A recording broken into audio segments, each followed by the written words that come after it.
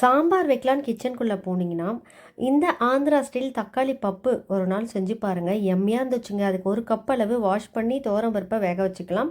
ஓரளவுக்கு வெந்து வந்ததுக்கப்புறமா 2 பழுத்த தக்காளி பொடியாக கட் பண்ணி போட்டு 10 பல் பூண்டு போட்டு 2 பச்சை மிளகாய் கட் பண்ணி போட்டிருக்கேன். அதோட ஒரு சின்ன வெங்காயம் பொடியாக கட் பண்ணி போட்டு 1 ஸ்பூன் மிளகாய்த்தூள், 1 ஸ்பூன் மல்லித்தூள், தேவைக்கேற்ப உப்பு போட்டு நல்லா வேக விடுவோம்.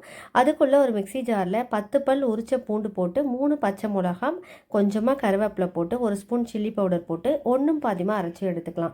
இப்போ ஒரு தாளிப்பு கொடுக்க போகிறேன். கொஞ்சமாக எண்ணெய் போட்டு 1 ஸ்பூன் கடுகு, 1 ஸ்பூன் சீரகம், 3 வரமிளகா, அதோடவே கொஞ்சம் கருவேப்பிலை போட்டு அரைச்சி எடுத்து வச்சு அந்த விழுதியுமே போட்டு நல்லா வதக்கி நல்லா அந்த தக்காளி பப்பில் ஆட் பண்ணிடலாங்க.